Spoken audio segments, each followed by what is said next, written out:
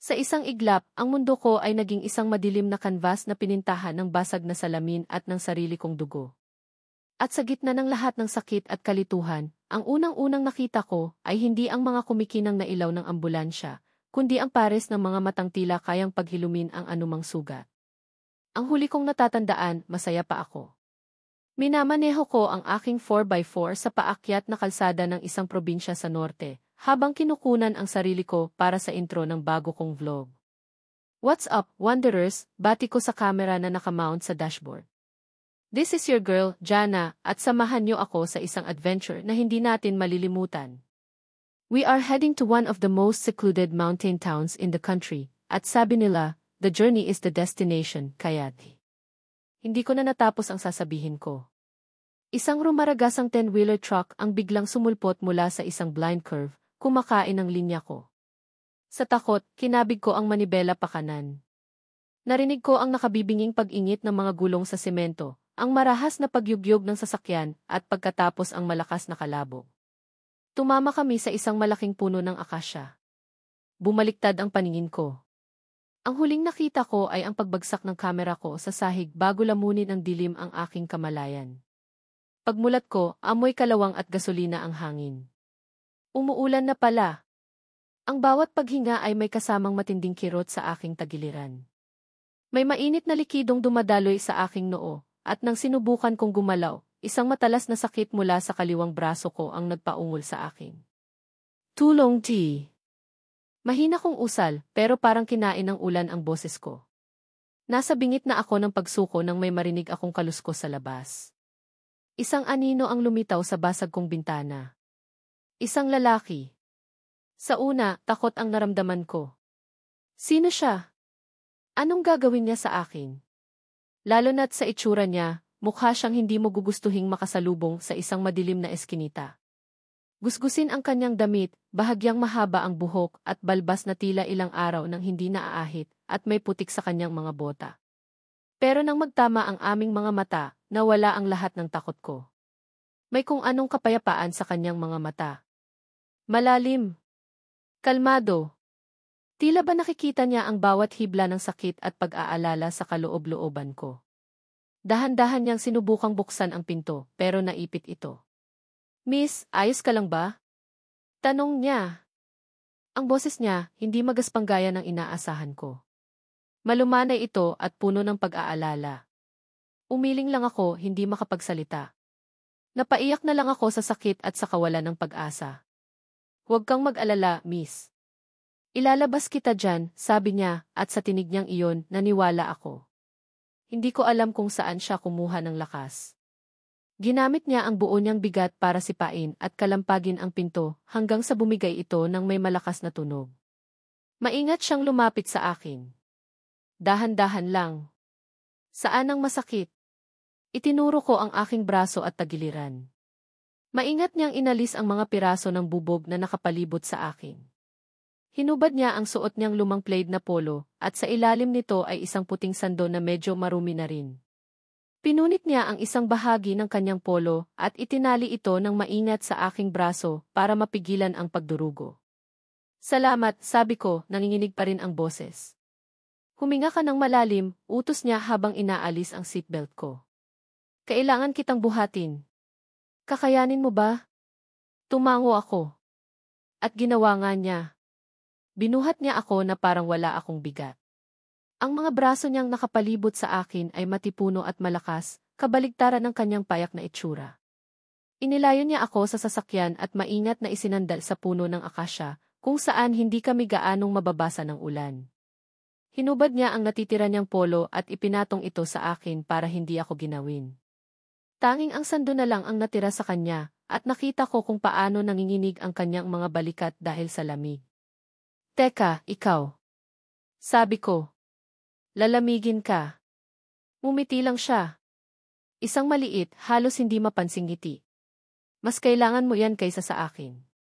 Umupo siya sa tabi ko, hindi nagsasalita, habang hinihintay namin ang tulong na hindi namin alam kung kailan darating. Binalot kami ng katahimikan, tanging ang patak ng ulan at ang sarili naming paghinga ang maririnig. Pinagmasdan ko siya mula sa gilid ng aking mga mata. Sino ba itong lalaking ito? Mukha siyang ordinaryong magsasaka o construction worker, pero ang kilos niya ay may kakaibang dignidad. May bigat. May lalim. Jana, pagpapakilala ko para basagin ang katahimikan. Tumingin siya sa akin. Ralph, sagot niya. Walang apelyido. Walang tanong kung sino ako o anong ginagawa ko roon. Ralph lang. Sa loob ng halos kalahating oras na paghihintay, hindi niya ako iniwan. Paminsan-minsan, tatanungin niya kung okay lang ako, kung kailangan ko ng tubig na wala naman kami pareho, o kung may masakit pa ba. Ang simpleng presensya niya ay nagbigay sa akin ng kapanatagan na hindi ko naramdaman kahit kanino. Ako si Jana Wonders, ang sikat na vlogger na nakapaglakbay na sa iba't ibang sulok ng mundo, nakakilala ng libo-libong tao, pero sa sandaling iyon, sa gitna ng isang liblib na kalsada, sa harap ng isang estrangherong gusgusin, pakiramdam ko ay mas ligtas ako kaysa dati. Nang sa wakas ay may humintong jeep at rumesponding mga barangay tanod, si Ralph ang kumausap sa kanila. Ipinapaliwanag niya ang nangyari sa mahinahon ngunit malinaw na paraan. Habang isinasakay ako sa sasakyan ng barangay para dalhin sa pinakamalapit na pagamutan, ang mga mata ko ay nakatuon pa rin sa kanya. Nakatayo lang siya sa gilid ng kalsada, basang-basa ng ulan habang papalayo kami. Hindi man lang siya nag-abalang magpakilala sa mga otoridad o humingi ng anumang kapalit. Sa maliit na klinika sa bayan, ginamot ang mga sugat ko. Isang malaking hiwa sa noo, bali sa kaliwang braso, at ilang basag na tadyang. Habang tinatahi ng doktor ang noo ko, ang isip ko ay lumilipad pabalik sa lalaking iyon. Ralph. Dumating ang assistant kong si Belle, na nanggaling pa sa Maynila, na nag-aalala at hingal na hingal. Ma'am Jana. Oh is my God, anong nangyari? Are you okay? Tinawagan ako ng pulis. Grabe ang kaba ko. I'm fine, Belle. Medyo masakit lang, but I'll live, sabi ko, sinubukang umiti. Ano ba kasing nangyari, ma'am? Sabi may truck daw. Pero may tumulong sa akin. Sino po? Nasaan siya? Kailangan natin siyang pasalamatan. Napatingin ako sa paligid, umaasang baka sumunod siya. Pero wala. Hindi ko alam kung nasaan na siya. Ang pangalan niya ay Ralph. Sa mga sumunod na oras, habang inaayos ni Belle ang lahat, mula sa pagtawing ng sasakyan ko hanggang sa pag-book ng hotel na malapit sa ospital, isang parte ng isip ko ang hindi mapakali. Bilang isang vlogger, ang unang instinct ko ay, this is great content. Isang kwento ng kabutihan. Isang anghel sa gitna ng trahedya. Isang video na may titulong, Dengue Estrangherong Nagligtas and Buhay Di. Siguradong magiging viral. Milyon-milyong views. Pero habang iniisip ko iyon, isang pakiramdam ng pagkakasala ang gumapang sa akin. Parang mali. Parang binababoy ko ang isang sagradong alaala. Ang ginawa ni Ralph ay hindi para sa content. Hindi para sa views. Ginawa niya iyon dahil iyon ang tama. Ang pagtulong niya ay puro, walang halong anumang interes. Kung gagawin ko iyong isang palabas, parang dinungisan ko ang kabutihan niya. Napailing ako. Hindi. Hindi ko gagawin. Ma'am, okay ka lang? Tanong ni Belle, napansin siguro ang pagbabago sa ekspresyon ko. Belle. May iniisip lang ako. Isang desisyon ang nabuo sa puso ko. Hahanapin ko si Ralph. Hindi para ilagay siya sa harap ng kamera. Hahanapin ko siya para personal na magpasalamat, para siguraduhing okay lang din siya matapos ang ginawa niyang pagtulong. Kinabukasan, pagkatapos kong mailipat sa isang mas malaking ospital sa syudad, sinimulan kong magtanong-tanong. Tinanong ko ang mga pulis, ang mga tanod na rumesponde. Yung lalaking gusgusin na nakatayo lang doon. Sabi ng isang pulis. Hindi namin nakuha ang pangalan, ma'am. Pagkatapos naming makuha ang statement nyo, umalis na rin siya. Akala nga namin isa sa mga nakikiusyoso lang. Pakiramdam ko ay may kumurot sa puso ko. Gusgusin. Ganoon ang tingin nila sa kanya. Pero sa akin, siya ang pinakamarangal na taong nakilala ko. Sa mga sumunod na araw ng aking pagpapagaling, palagi siyang nasa isip ko. Ang imahe ng kanyang mga mata, ang init ng kanyang polo, ang lakas ng kanyang mga braso. Isang misteryo si Ralph. Isang lihim na gusto kong tuklasin. Isang hapon, habang nag-scroll ako sa phone ko, napatingin ako sa isang article tungkol sa isang sikat na restaurant sa kalapit na bayan na malapit ng magsara. Caritos Grill, a local legend on the brink of collapse. Ang pamilyar na pangalan ng restaurant ay nakakuha ng atensyon ko. Nakainan ko na ito dati. Masarap ang pagkain. Bakit ito malulugi? Pero mas may isang bagay sa litrato na kasama ng article na nagpatigil sa mundo ko. Isang lumang litrato ng orihinal na may-ari at ng kanyang pamilya. Sa likod, medyo malabo, ay may isang binatang nakatayo. Mas bata, mas malinis tingnan, pero hindi ako pwedeng magkamali.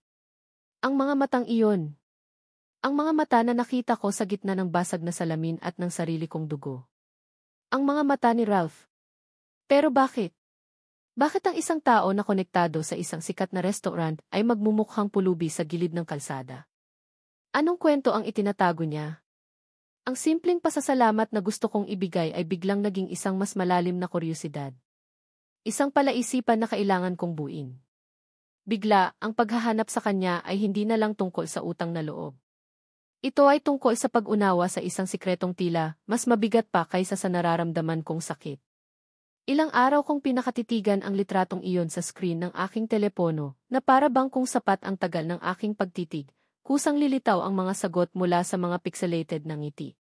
Isang lumang news article. Isang binatang nakangiti sa likod ng isang masayang pamilya.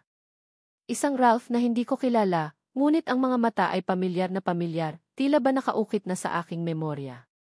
Paulit-ulit kong pinagkumpara ang mukha sa litrato at ang mukha ng lalaking nagligtas sa akin, ang gusgusing anghel sa gitna ng ulan. Iisa lang sila, walang duda. Pero ang tanong na bumabagabag sa akin ay hindi na kung sino siya, kundi bakit. Ma'am Jana, ano na po ang plano? Uuwi na ba tayo ng Maynila kapag na-discharge ka na?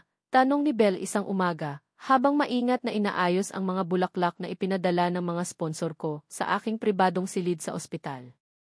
Ang bango ng mga bulaklak ay tila sumasakal sa akin, isang paalala ng buhay kong puno ng artipisyal na paghanga. Umiling ako, hindi inaalis ang tingin sa bintana kung saan matatanaw ang abalang kalsada ng syudad. Ang braso kong may semento ay nakapatong sa isang malambot na unan, isang pisikal na paalala ng utang na loob ko. Hindi pa, Belle. May kailangan pa akong gawin. Ano po iyon? Lumapit siya, ang mukha ay puno ng pag-aalala.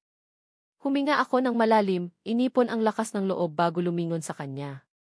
Hahanapin natin ang Caritos Grill. Napakunot ang noo ni Belle, ang pagtataka ay malinaw sa kanyang mukha. Caritos. Yung sikat na kainan dati. Sa pagkakatanda ko, nabasa ko sa balita na lugi na raw yun at malapit ng magsara. Exactly, sabi ko, at isang determinasyon ang pumuno sa boses ko. At sa tingin ko, nandoon siya. Sino, ma'am? Yung lalaking nagligtas sa'yo, may pag-aalinlangan sa boses ni Belle. Paano ka nakakasiguro? At saka, anong gagawin natin doon? Baka naman nagkataon lang na nasa litrato siya. Ipinakita ko sa kanya ang article sa phone ko. Idinuldol ko ang daliri ko sa mukha ng binata sa litrato. Nanlaki ang mga mata niya, kinilatis ang bawat detalye. Oh, my God! Ma'am, kamukha nga niya. Pero mas bata, mas malinis di. Hindi lang kamukha, Belle. Siya yan, mariin kong sabi. At tutulungan natin siya. Ang desisyon ay final sa isip ko. Ito ay higit pa sa kuryosidad, ito ay isang pangangailangan, isang puwersang humihila sa akin na hindi ko maipaliwanag. Tutratong iyon sa screen ng aking telepono. Isang lumang news article. Isang binatang nakangiti sa likod ng isang masayang pamilya. Isang Ralph na hindi ko kilala, ngunit ang mga mata ay pamilyar na pamilyar, tila ba nakaukit na sa aking memorya. Paulit-ulit kong pinagkumpara ang mukha sa litrato at ang mukha ng lalaking nagligtas sa akin, ang gusgusing anghel sa gitna ng ulan. Iisa lang sila, walang duda. Pero ang tanong na bumabagabag sa akin ay hindi na kung sino siya, kundi bakit.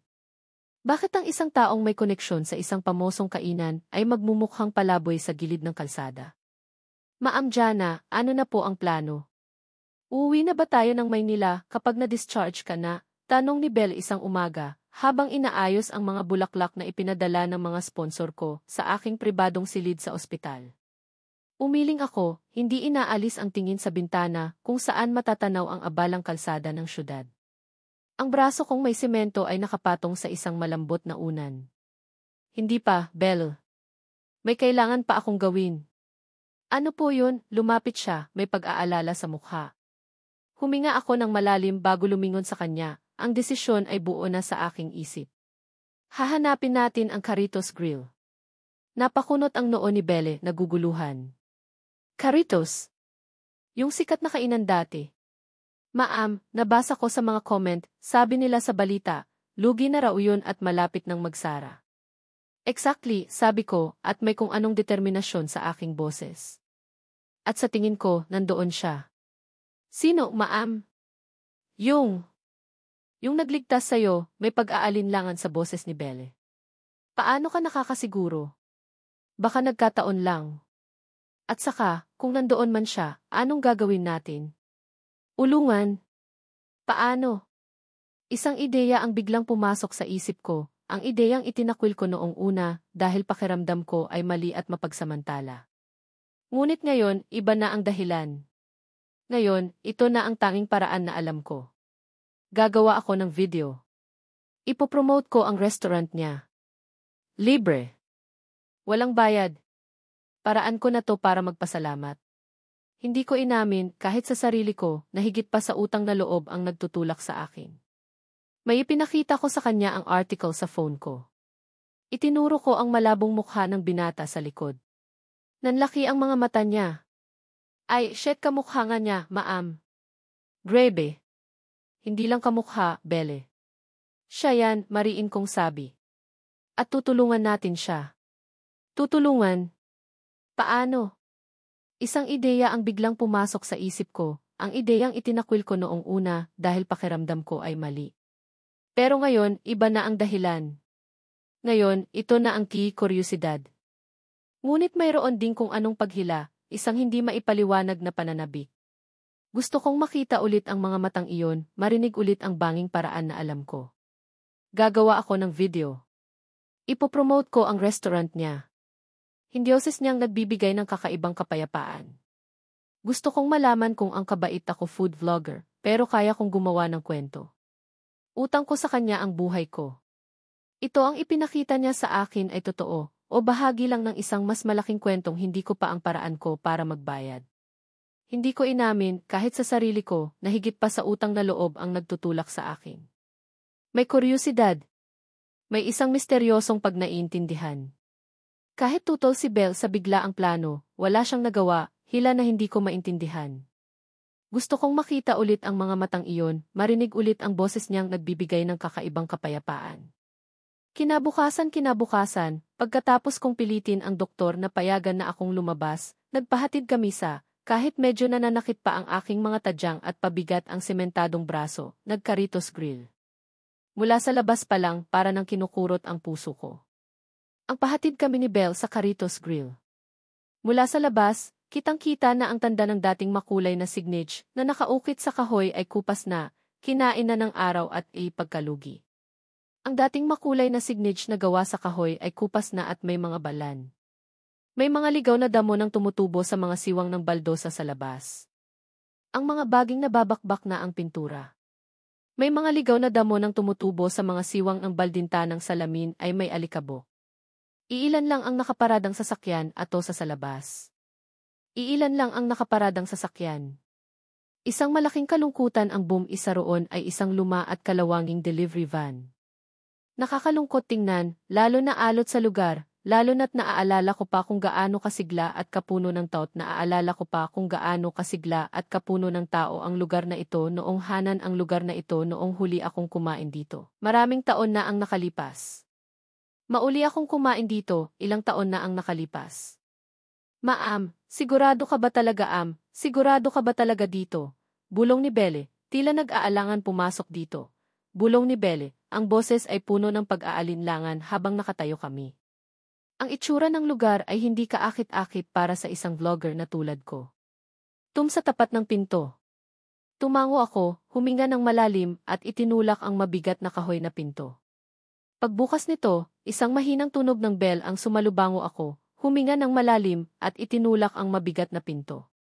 Pagbukas nito, isang mahinang tunog ng bell ang sumalubong sa amin. Ang loob ay malinis, organisong sa amin, tila isang malungkot na bati. Ang loob ay malinis, ngunit ang hangin ay mabado, pero malungkot. Ang amoy ay pinaghalong lumang kahoy at ang anino ngigat sa katahimikan. Ang amoy ng lumang kahoy at matagal nang ginamit na mantika ay masasarap na pagkain na dati iniluluto rito. Iilan lang ang customer na kumakain sa unuot sa hangin. Iilan lang ang customer na kumakain sa napakaraming bakanting mesa na nakahilera. Sa isang sulok, malapit sa swing door ng may mga nakatakip na pulang mantel. Sa isang sulok, malapit sa swing door ng kusina, may isang lalaking nakatalikod, abala sa pagpupunas ng mga baso. Isang lalaking nakatalikod, abala sa pagpupunas ng mga baso. Kahit nakatalikod, alam kong siya yun. Ang tindig. Ang paraan ng paggalaw ng kanyang alam kong siya yun. Ang tindig. Ang paraan ng paggalaw. Ang simpleng presensya mga balikat. Ralph, mahina kong tawag. Ang boses ko ay halos mabasag sa inya ay tila pamilyar. Ralph, mahina kong tawag, halos pabulong. Daba. Dahan-dahan siyang lumingon. At nang makita niya ako, nakita ko ang sunahan-dahan siyang lumingon, at sa pagpihit niya, para siyang nahuli sa isang akod-sunod na emosyon na dumaan sa kanyang mga mata. Una, gulat. Sumunod ang pagto. Ang mga mata niya ay dumaan sa isang mabilis na serye ng emosyon. Una aalala, at pagkatapos, isang bagay na hindi ko inaasahan, hiya. Mabilis niyang ay gulat, na tila nakakita siya ng multo, sinundan ng pag-aalala, nang mapinaba ang tingin sa suot niyang apron na may mansa ng sarsa, at halos itago ang adako ang tingin niya sa braso kong nakakast, at sa huli, isang bakas ng hiya. Basahang hawak niya sa kanyang likuran.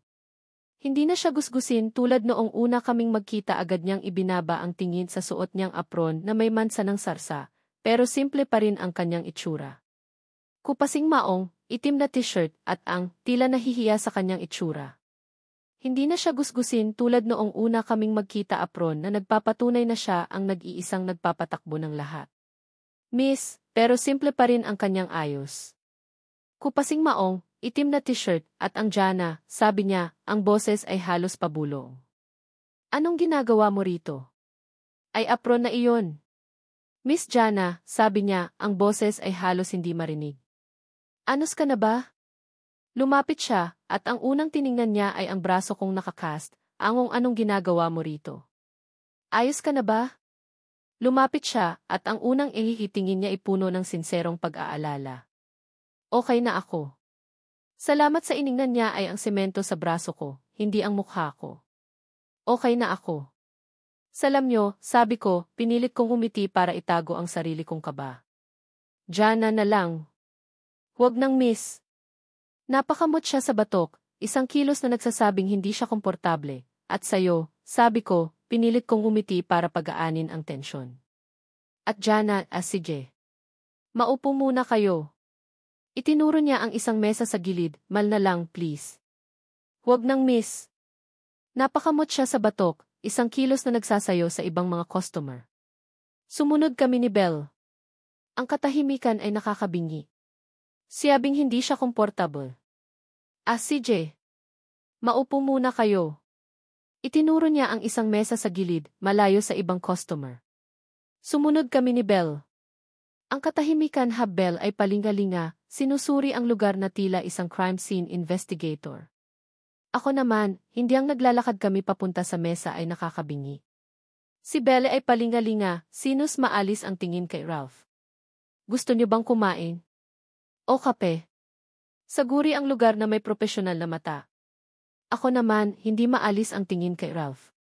Gustoot ko na, alok niya, para siyang gustong may gawin para lang hindi kami magkatinginan. Niyo bang kumain? O uminom ng kahit ano?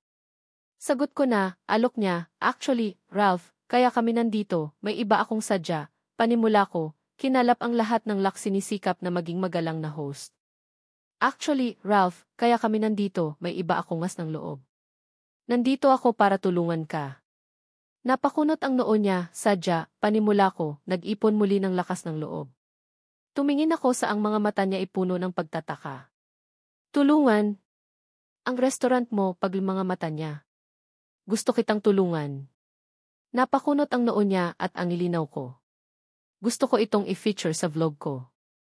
Libre. Walang bayad. Paraan bakas ng hiya ay napalitan ng pagtataka. Tulungan. Ang restaurant mo ko na to para magpasalamat sa pagligtas mo sa akin. Nakita ko ang agarang pagbabago paliwanag ko. Nabasa ko ang tungkol dito. Nabasa kong nahihirapan na kay sa kanyang mukha. Nawala ang pagkailang at napalitan ito ng isang klase ng depensa. Isango. Gusto ko itong i-feature sa vlog ko. Libre. Walang bayad.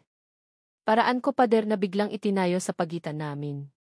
Tila ba may nasagi akong isang bagay na maselan na to para magpasalamat sa ginawa mo. Nakita ko ang pagbabago sa kanyang mukha. Now at personal. Hindi na kailangan, Jana. Maayos naman kami dito. At saka, ang pagtulong ko sa ala ang pagkailang at napalitan ito ng isang klase ng depensa. Tila ba may nasagyo, walang hinihintay na kapalit. Alam ko, mabilis kong sagot, ayokong isang bagay na maselan, isang pride na matagal na niyang iniingatan. Hindi na kailangan, Jana. Ang pagtulong ko sa'yo, walang hinihintay na kapalit. Ginawa ko iyon dahil ipin niyang minamaliit ko siya. Alam kong bukal sa loob mo iyon. Kaya nga gusto kong gawin yun ang tama. Alam ko, mabilis kong sagot, ayokong isipin niyang minamalito. Hindi ito para sa'yo, para sa akin to, para gumaan ang loob ko. Plisit ko ang intensyon niya. Pero gusto ko itong gawin. Please? Hayaan mo akong tumulong. Say. Hayaan mo akong tumulong. Sayang naman itong lugar. Ang sarap ng pagkain niyo dito, naang naman itong lugar. Naaalala ko pa, masarap ang pagkain niyo dito. Paborito, aalala ko pa. Tinitigan niya ako ng matagal. Ang mga mata niyang kalmado ay tilato ng pamilya ko dati. Tinitigan niya ako ng matagal. Ang mga mata niyang kalmado may binabasang hindi ko sinasabi. Pakiramdam ko, nakikita niya ang kuryosidad sa ay tila may binabasang hindi ko sinasabi. Pakiramdam ko, nakikita niya ang ilikod ng alok ko. Sa huli, bumuntong hininga siya, isang malalim na bunturyusidad sa likod ng alok ko, ang pagnanais kong malaman ang kanyang kwento. Saong hininga ng pagsuko. CJ, kung yan talaga ang gusto mo. At doon nagsimula ang lahat. Ang mga sumunod na araw ay ginugol namin sa Caritos Grill. Huli, bumuntong hininga siya, isang tunog ng pagsuko. Ang mga balikat niya ay bahagyang bumagsak. CJ, kung iyan ang gusto mo. At doon nagsimula ang lahat. Dala ko ang kamera ko, at kahit nahihirapan dahil sa sementadong braso, sinimulan kong. Ang mga sumunod na araw ay ginugol namin sa Caritos Grill. Dala-dala ko kunan ang bawat sulok ng restaurant. Si Belle ang naging bigla ang production assistant ko, tagahawak ang aking vlogging camera. At kahit nahihirapan dahil sa sementadong braso, sinimulan kong ng ilaw at iba pang gamit. Sa simula, si Ralph ay mailap na parang isang puskunan ang bawat sulok ng restaurant. Si Belle ang naging extension ng mga kamay ko, ang tagahawang kalye. Kapag tinututukan ko siya ng kamera, umiiwas siya o nagkukunwak ng ilaw at iba pang gamit. Sa simula, si Ralph ay mailap na parang isang ligaring may importanteng gagawin. Kapag tinatanong ko siya tungkol sa kasaysayan ng restaurant, ang mga sagaw na pusa. Kapag tinututukan ko siya ng kamera, umiiwas siya ng tingin o nagot niya ay maikli, formal at walang buhay. Sino si Carito? Tanong ko isang beses hanap ng ibang gagawin. Kapag tinatanong ko siya tungkol sa kasaysayan ng restaurant, habang kinukunan ang malaking lumang litrato ng isang matandang lalaki na nakasabit ang mga sagot niya ay maikli at formal, na parabang nagsasaulo siya mula sa isang script. Nel sa pader. Lolo ko, simpleng sagot niya, bago maglakad palayo para ino si Carito. Tanong ko isang beses, habang kinukunan ang isang malaking, kupas ng kunin ang order ng bagong dating na customer. Pero hindi ako sumuko. Nakita ko ang isang silitrato sa pader. Lolo ko, simpleng sagot niya, bago nagmamadalingwang sa kanyang pader. Sa tuwing nasa kusina siya, nag-iiba siya. Nawawala ang pagiging mail maglakad palayo para asikasuhin ang isang bagong dating na customer. Pero hindi ako sumuko. Nagiging isang maestro. Ang bawat hiwa niya sa mga sangkap, ang bawat paghalo sa kaal sa halip na pilitin siyang magsalita sa harap ng kamera, pinanood ko na lang siya, dero, ay may pag-iingat at pagmamahal. Doon ko siya madalas kinukunan, sa panonood, natuklasan ko ang isang bagay na mas totoo. Nakita ko ang pasyon niya sa pagluluto.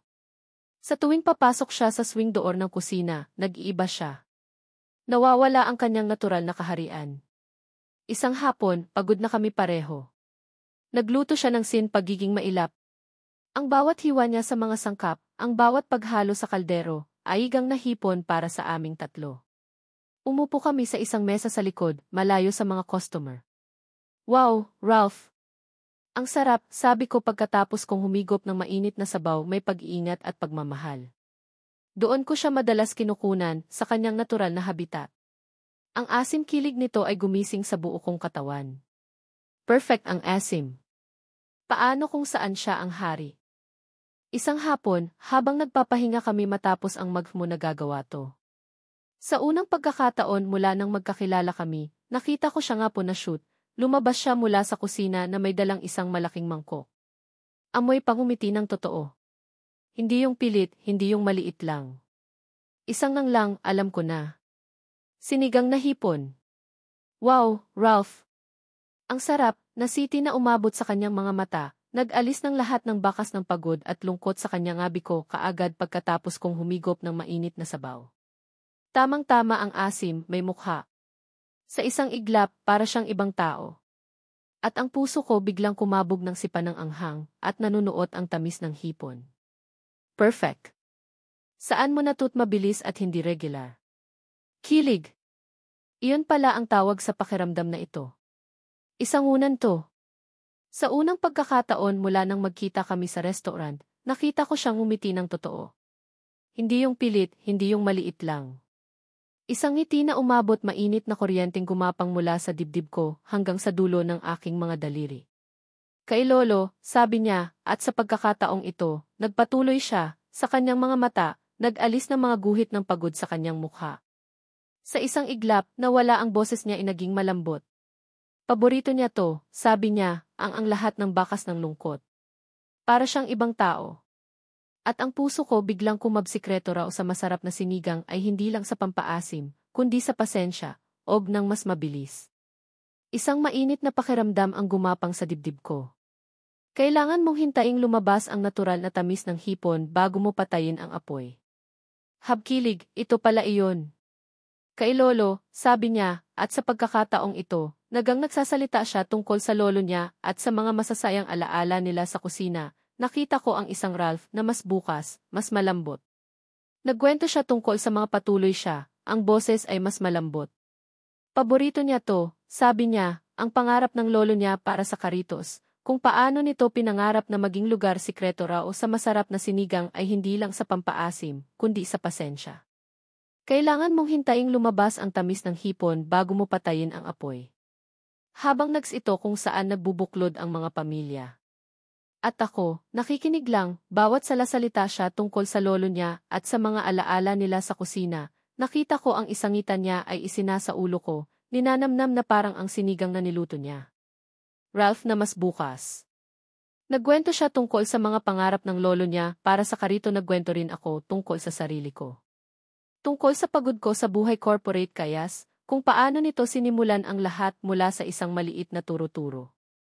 At ako nag-vlogging. Tungkol sa mga lugar na napuntahan ko. Pero habang nagsasalita ako, napagtanto kong lahat ng kwento ko ay parang mababaw kumpara sa simpleng kwento ako. Nakikinig lang, bawat salita niya ay isinasa ulo ko, na parang isang mahalagang inya. Ang sa kanya ay may ugat. Ang sa akin, parang palaging lumilipad, walang permanensyas. Nagkwento rin ako tungkol sa sarili ko. Tungkol sa pagod ko sa buhay korporating pinagkakapitan. Hindi ka ba napapagod sa palipat-lipat ng lugar, kaya ako nag-vlogging?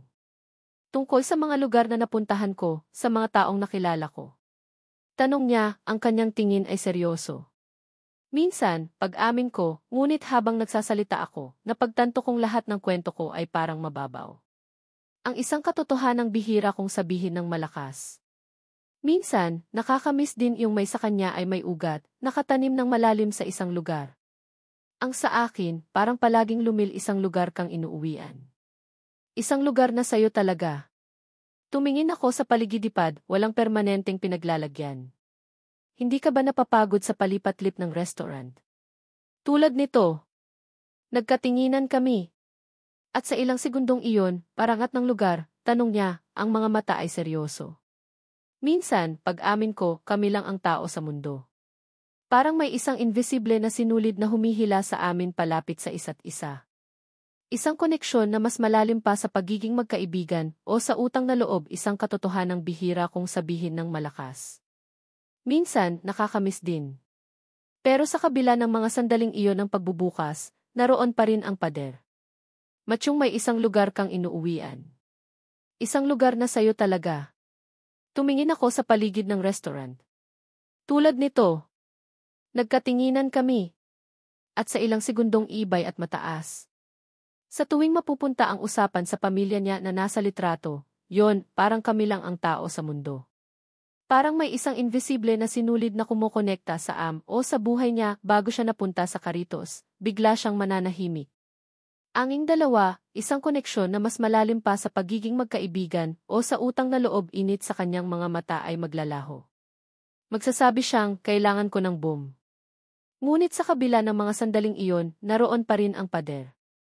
Isang palik sa kusina o may aasikasuhin pa ako sa labas. Ang pagbabagong iyon ay ader na hindi nakikita ngunit ramdam na ramdam. Sa tuwing mapupunta ang usapan sa pamilya niya maliban sa lolo niya o sa buhay niya bago siya humawak ng Karitos, nakakatakot. Ang biglaang paglamig. Para siyang araw na biglang natatakpan ng makbigla siyang mananahimik. Ang init sa kanyang mga mata ay maglalaho, papalitan ng isang ngapal na ulap. Ang kilig na nararamdaman ko sa tuwing magingitian kami ay biglang na malamig na distansya. Magsasabi siyang, kailangan ko nang bumalik sa kusina ahaluan ng isang malamig na takot. Ano ang itinatago niya? Bakit ganoon na lang, o may aasikasuhin pa ako? At ang pader ay muling tataas sa pagitan namin. Ang epekto sa kanya ng simpleng tanong tungkol sa pamilya. Natatakot akong malaman ang sagisang gabi, habang pauwi na kami ni Belle sa hotel, hindi ko na napigilan ang sarilyot. Paano kung ang dahilan ng pagtatago niya ay isang bagay na hindi ko kayang tanggapin? Belle, may mali, di ba? Sabi ko, ang boses ko ay halos pabulong. Isang hapon, malapit nang matapos ang video, sinubukan kong muli. Nagkakape kami sa lobby, ramdam mo rin? Tumango si Belle, ang kanyang karaniwang masiglang mukha ay sas ng restaurant, pinapanood ang paglubog ng araw. Ralph, panimula ko, maingat neryoso. Ma'am. Parang may tinatago siya. Mabait siya, mapinipili ang aking mga salita. Yung mga kapatid mo. Yung mga magulang mo na kasama mo sa litrato. Nasaan sila? Hindi ba sila tumutulong sa'yo dito? Nakitaam Jana, walang duda. Pero parang may kulang. Parang may parte sa kanya na ayaw niyang ko ang pamilyar na pagbabago sa kanyang mga mata. Bigla itong nanlamig na parang nag-iipakita kahit kanino. Ang salitang itinatago ay tumatak sa isip ko. Angelo. Tumingin siya sa malayo sa mga sasakyang dumadaan sa highway. Ang kanyang panga ay nagtikilig na nararamdaman ko ay biglang nahaluan ng takot. Anong itinatago niya, Im? Wala na kaming koneksyon, sagot niya, ang boses ay malamig at bakit? Natatakot akong malaman ang sagot. Paano kung ang dahilan ng pagtatago niya ay inal? Walang bahid ng anumang emosyon. Bakit? Hindi ko napigilang isang bagay na hindi ko kayang tanggapin? Paano kung ang lalaking nagsimula kong gustuhin ay hindi anong? Ang salita ay lumabas na lang sa bibig ko bago ko pa ito mapigilan. Pala talaga umiiral? Isang hapon, malapit nang matapos ang pag-shoot, naglakas. Doon siya tumingin sa akin, at sa pagkakataong ito, may halong inis at sakit sa kanyang loob akong subukang gibain ang pader, kahit isang maliit na piraso lang. Nagkak mga mata. Isang kombinasyon na nagsasabing nasaktan ko siya, pero kasabay noon ay binabalaan dinape kami sa labas ng restaurant, sa isa sa mga lumang mesang bakal. Ralph, panimula ko, akong huwag nang magpatuloy. Jana, may mga bagay na mas mabuting hindi na binabalikan pinili ang bawat salita ng maingat. Yung mga kapatid mo. Yung mga magulang mo na, sabi niya, at ang boses niya ay kasing lamig ng hangin ng gabi. Nakaraan na iyon nasa litrato. Nasaan sila? Hindi ba sila tumutulong sa'yo dito? Nakita ko ang tapos na. Tumayo siya, iniwan ang halos hindi pa nagagalaw na kape. Kamilyar na pagbabago sa kanyang mga mata. Bigla itong nanlamig na parang isang bailangan ko nang bumalik sa loob. Malapit na ang dinner rush. Naiwan akong nakaupo doon tanang biglang isinara. Tumingin siya sa malayo, sa mga sasakyang dumadaan saon, mag-isa, habang pinapanood siyang maglakad palayo. Ang kanyang likod ay two-highway. Wala na kaming koneksyon, sagot niya, ang boses ay malamig at pila nagsasabing huwag kang susunod. Pakiramdam ko, lalo akong lumapit, inal. Ang pagiging pinal ng kanyang sagot ay dapat sapat na para tumigil ako, pero hindi ko na lalo siyang lumalayo. Para siyang nagtayo ng isang pader na gawa sa eloy gilan ang sarili ko. Bakit? Tumingin siya sa akin, at sa pagkakataong ito sa pagitan naming dalawa, at sa bawat pagsubok kong hawakan ito, ako lang ang nasas, may halong inis at sakit. Isang kombinasyon na nagsasabing nasaktan ko siya, pero kasabay noon ay binabalaan din akong huwag nang magpatuloy. Jana, may mga aktan at nanlalamig. Ang pag-ibig na nagsisimulang mamuo sa puso ko ay nabahiran bagay na mas mabuting hindi na binabalikan, sabi niya, at ang boses niya ay kasing lamig ng nangayon ng isang malaking takot. Sino ka ba talaga, Ralph? Anong klaseng nakaraan ang may hangin? Nakaraan na yon. Tapos na. Tumayo siya, iniwan ang halos hindi roon ka para maging ganito kaprotektado. Bumalik ako sa aking hotel na may magpanagagalaw na kape. Kailangan ko nang bumalik sa loob. Naiwan akong nakigat na puso. Ang video ay halos tapos na, pero ang kwento sa isip ko ay lalong naupo doon, mag-isa, habang pinapanood siyang maglakad palayo. Para siyaging komplikado. Mahal ko ang Ralph na nagluluto ng sinigang. Mahal ko ang Ralph na mayang nagtayo ng isang pader na gawa sa yelo sa pagitan naming dalawa. Isang pader na hindi ko alam kung paano gigibain. Ang init ng kilig na naramdaman ko kan malalalim na mata. Pero natatakot ako sa Ralph na itinatago niya sa likod ng mga pader na ay biglang napalitan ng panlalamig ng takot. Anong klaseng nakaraan ang mayroon siya iyon? Sa kabila ng lahat na pagdesisyonan ko. Hahanapin ko ang sagot para maging ganito kaprotektado. Anong lihim ang itinatago niya na handa niyang kahit pa ang ibig sabihin nito ay kailangan kong gibain ang mga pader na iyon gamit ang sarakripisyo ang namumuo naming koneksyon para lang maprotektahan ito. At ako na nagsili kong mga kamay. Kahit pa ang katotohanan na matutuklasan ko ang siyang tuluyang dudisimula ng mahulog, saan ako lulugar sa mundong ayaw niyang ipakita. Namanhid ang buo kong katawan. Pagkarating ko sa hotel room, isinara ko ang pinto at sumandal doon, ang likod ko ay dumidikit sa malamig na kahoy, ngunit hindi ko ito maramdaman. Ang tanging nararamdaman ko ay ang paulit-ulit na pag-alinggaw ng mga salita sa aking isipan, bawat isa ay parang punyal na lalong bumabaon sa puso ko sa bawat pag-ulit. Rafael. Ama. Fiance. Tatlong salita. Tatlong salita lang ang kinailangan para wasakin ang mundong sinimulan kong buuin kasama siya. Ang mundong puno ng amoy ng sinigang, ng tunog ng kanyang mahinang tawa, at ng init ng kanyang mga mata. Lahat ng iyon gumuho. Naging abo. Ma'am Jana. Humahabol na pumasok si Belle, hingal na hingal at puno ng pag-aalala ang mukha. Ano nang nangyari? Bakit ka biglang umalis? Sino yung lalaki? Anong fiance? Umiling lang ako, hindi makapagsalita. Naglakad ako papunta sa kama na parang isang zombie at naupo sa gilid nito, nakatulala sa kawalan. Pakiramdam ko, hindi lang ang braso ko ang nabalian, kundi ang buong pagkatao ko. Ang sakit ay mas matindi pa kaysa noong maaksidente ako. Dahil noon, may isang Ralph na sumagip sa akin. Ngayon, ang mismong taong iyon ang dahilan ng pagkasugat ko. Ma'am, magsalita ka naman, please. Nag-aalala ako, pakiusap ni Belle, umupo sa tabi ko. Huminga ako ng malalim at kasabay ng pagbuga ng hangin ay ang pagtulo ng mga luhang kanina ko pa pinipigilan. Niloko niya ako, Belle, sabi ko, ang boses ko ay basag at puno ng pait. Niloko niya tayong lahat.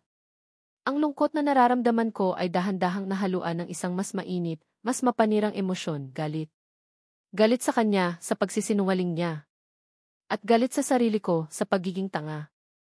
Ako, si Jana Wonders, ang vlogger na kinaiinggitan ng marami dahil sa aking perfect life, ay naging bida sa isang malaking katatawanan. Nag-viral ang video ko na tumutulong sa isang kikaawa-awang may-ari ng restaurant na hirap sa buhay, pero ang totoo, isa pala siyang bilyonaryong naglalaro lang ng mahirap-mahirapan. Isang bilyonaryong may fiance nang naghihintay. Ang kahihiyan ay parang kumukulong tubig na ibinuhos sa buo kong sistema. Naramdaman ko ang panginginig ng aking mga kamay, hindi dahil sa takot, kundi dahil sa matinding galit. Hindi pwede to, sabi ko sa sarili ko, tumayo ako ng may bagong determinasyon. Kailangan kong malaman ang lahat. Hindi na sapat ang mga piraso ng impormasyong narinig ko. Kailangan ko ang buong, nakakadurog na katotohanan. Kinuha ko ang laptop ko mula sa aking bag at binuksan ito sa study table. Ma'am, anong gagawin mo? Tanong ni Belle, sumusunod sa akin. Huwag mo nang alamin. Masasaktan ka lang lalo. Kailangan ko, Belle, mariin kong sabi, hindi siya tinitingnan. Kailangan kong malaman kung gaano kalaki ang kasinungalingan niya. Nag-type ako sa search bar. Hindi na't Ralph, kundi ang pangalang narinig ko. Rafael. Ngunit anong apelyido? Bigla kong naalala ang pangalan ng restaurant.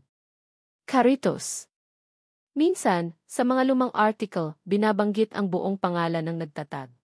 Sinubukan kong hanapin iyon. At nakita ko. Jacinto Carrito Alcantara. Alcantara.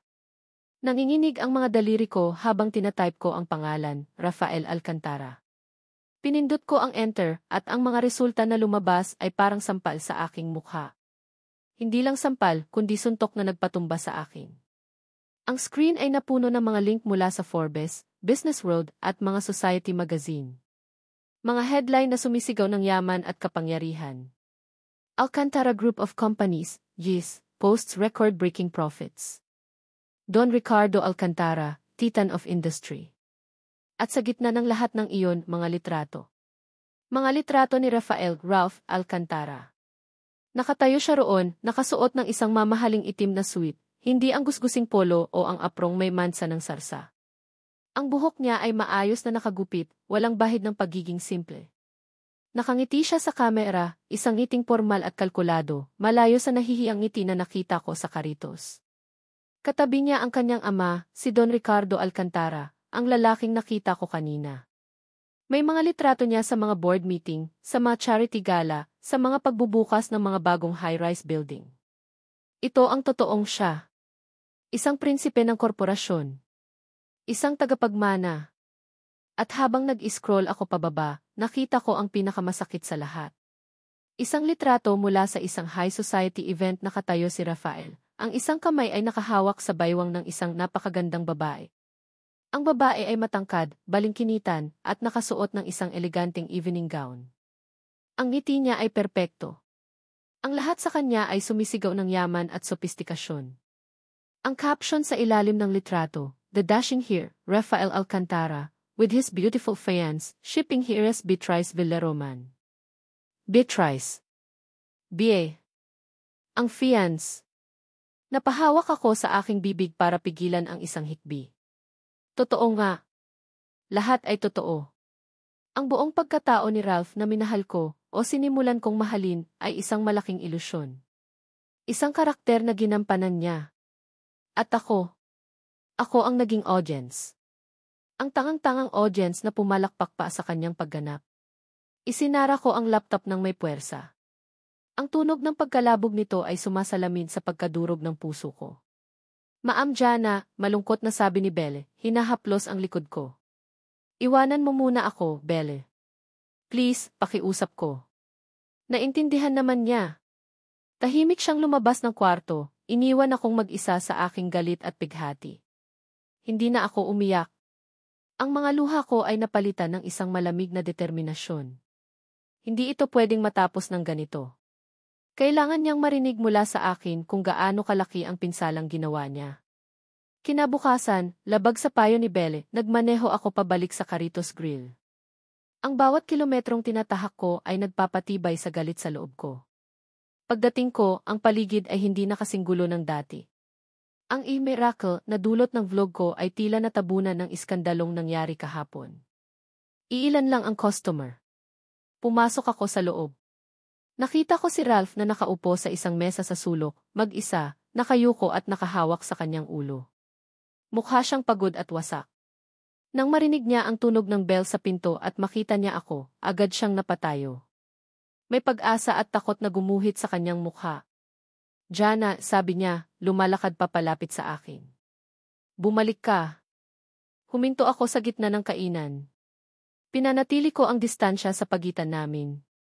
Tiningnan ko siya mula ulo hanggang paa. Ang simpleng damit niya ngayon ay parang isang costume na kinasusuklaman ko. "Bakit?" "Nagulat ka?" Malamig kong tanong. "Ano ba dapat ang itawag ko sa'yo? Ralph? O baka mas gusto mo ang Rafael? O baka Sir Alcantara para mas formal?" Nakita ko ang sakit sa kanyang mga mata dahil sa aking panunuya. "Jana, please hayaan mo akong magpaliwanag." Tumawa ako, isang tawang walang kagalakan. "Magpaliwanag? Ano pa ang ipapaliwanag mo, Rafael? Na isa ka palang bilyonaryo? Na may fiance ka na palang naghihintay? At ako, ano ako sa kwento mo? Yung taang vlogger na ginamit mo para sa munting poverty cosplay project mo. Para maranasan mo kung paano maging mahirap." Bawat salita ay binitiwan ko na parang lason. Gusto ko siyang saktan gaya ng pananakit niya sa akin. "Ilang milyon ang nanood ng video ko, Ralph. Ilang milyon ang humanga sa kwento mo, sa pagsisikap mo. Niloko ko sila. Niloko ko sila dahil niloko mo ako." "Hindi yan totoo," sigaw niya, ang boses niya ay desperado. "Walang halong pagkukunwari ang lahat ng pinakita ko sa'yo, Jana." "Talaga? Walang pagkukunwari?" Itinaas ko ang aking boses. Ang ilang customer ay natigilan at nakatingin na sa amin. "Ang hindi mo pagsasabi ng totoo, hindi ba't isang uri iyon ng pagsisinungaling? Hinayaan mo akong maniwala na mag-isa ka, na kailangan mo ng tulong. Hinayaan mo akong mahulog sa'yo habang may iba ka na palang pinangakuan ng habang buhay." Natahimik siya. Ang katahimikan niya ang nagsilbing kumpirmasyon sa lahat ng aking mga takot. "Tinakbuhan ko sila, Jana," mahina niyang sabi, ang boses ay puno ng pighati. "Ang buhay na iyon hindi iyon para sa akin. Ang pera, ang kumpanya, ang mga plano ng ama ko lahat yun ay isang kulungan." Tumakas ako.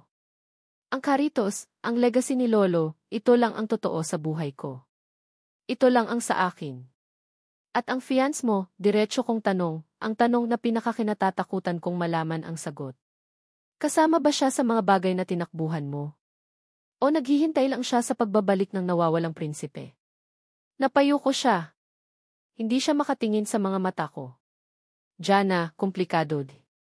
Komplikado. Ang salitang iyon. Ang salitang ginagamit ng mga taong ayaw umamin sa kasalanan.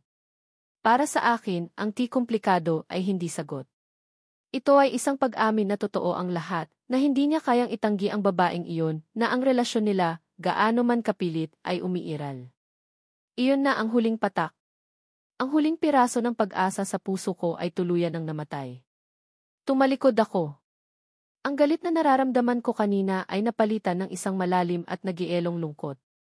Wala nang masasakit pa sa katotohanang hinayaan mo akong mahulog sa'yo, habang alam mong may sasalong iba sa'yo, kapag nadapa ka. Sabi ko, hindi siya nililingon. Ang mga salita ay lumabas ng may bigat ng isang pinal na hatol. "Tapos na tayo, Ralph. O Rafael. Kahit sino ka pa. Hindi na mahalaga." Hindi ko na hinintay ang kanyang sagot.